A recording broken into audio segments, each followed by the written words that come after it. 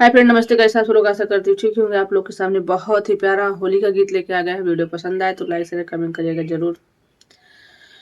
लेके झोली में आबीर होली खेले चलले महादेवा। लेके झोली में आबीर होली खेले चलले महादेव। पहिला होली हो काशी में होले। पहिला होली हो काशी में खेलाले। काशी में खेलाले बनारस में खेलाले। भैले बनारस लाले लाल होली खेले चलले महादेव। भैले बनारस लाले लाल होली खेले चलले महादेव।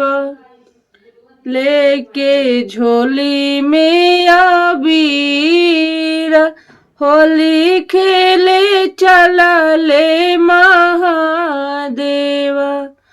दूसरा होली अवधपुर में खेलाले। दूसरा होली अवधपुर में खेलाले।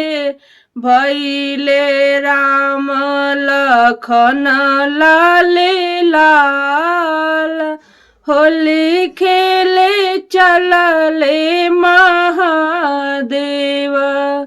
लेके झोली में आबीर होली खेले चलले महादेव। लेके होली में आबीर होली खेले चलले महादेव।